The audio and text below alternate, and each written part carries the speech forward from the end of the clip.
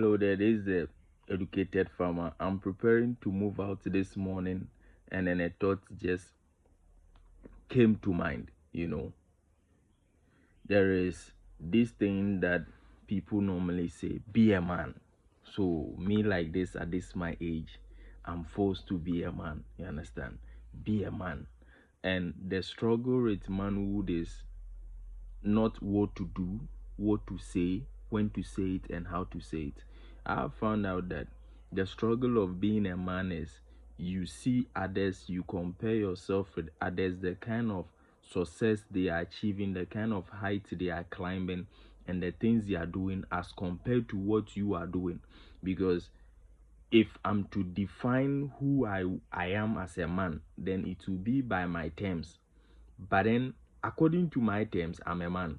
But according to the terms of others, I'm not actually a man. And what makes it very difficult is when you've tried things that is not working, when you've applied yourself to principles that is not selling, when you want to be somebody and it's not becoming. That is where the problem is. But I find this to be very interesting and very tricky.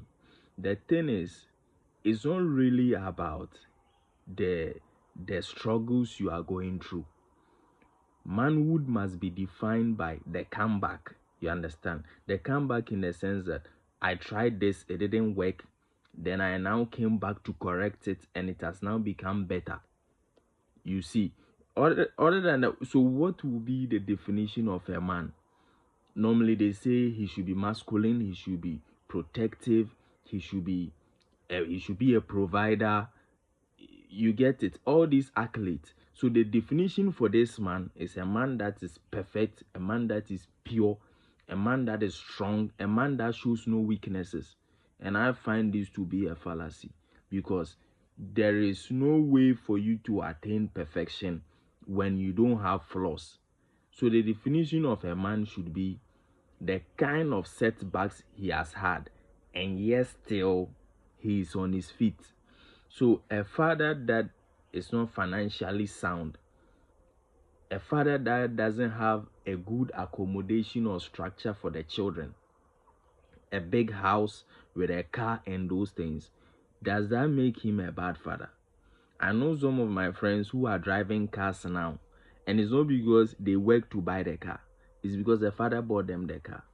And I know another father too that what to even eat is a problem, because all the money that is coming from him, he is using them to pay school fees so the children can attend a university, the children can become somebody in future. So will you say that one is a good father and the other is not? Maybe if Father B decided that he wouldn't use his money to pay school fees but then invest it in a business, perhaps after 5 years, after 3 years, he would also become rich and can be able to buy a car. You understand? There is that possibility. And there is also the possibility that if he didn't take care of those kids through school, he can make life a bit, if not for abundance, a bit comfortable for himself. But he has to sacrifice and then do the other for the children to get ahead. So the things he cannot do, the children would now be able to do. So if fatherhood is defined, let me say manhood, if manhood is defined by the things you should do, you are supposed to do, and one way or the other you've not been able to do them, then you would only harbor disrespect and disregard for yourself as a person. It's like you are not a man. You don't see yourself as a man. You don't have a reason to see yourself as a man, because you've tried A, B, C, and D, and you want this to work so you can take care of this. And it's like things are not really going through. You become very hard on yourself. You poison yourself, and people now even get to the point that they lose touch of who they are.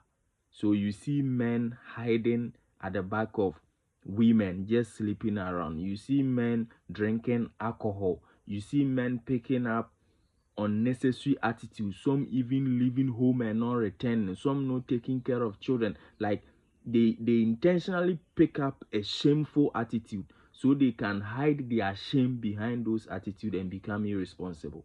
And it's not because they wanted to be irresponsible, it's because at a point in time they couldn't handle the pressure that came from being a man. Being a man is not doing those things like giving, and it's part. But then we should see it from the point that this person in his predicament was still able to do A, B, C, and D.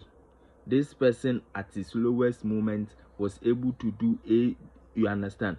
When it happens like that, people will now draw courage, understanding, and enthusiasm for the little effort they've shown and the little achievement they have to now become better. That is how you get to define yourself as a man, and not by virtue of you comparing yourself with another person and what he's doing and what he has done and all those things. That one, my brother, my sister, you will sink, because at every given situation there will be somebody better than you, there will be somebody stronger than you, there is somebody capable and able than you. But you ask yourself that, how can I become a man in my own context? That is being you and making sure that you don't put yourself in situations that make you feel weak and vulnerable as a person. You are always on top of your game, trying your best to provide for the people around you and becoming a better version of yourself daily, coming up from bad situations, learning and enhancing yourself, so that one day when you talk, your voice also carry what weight and then influence, and you can become a better person.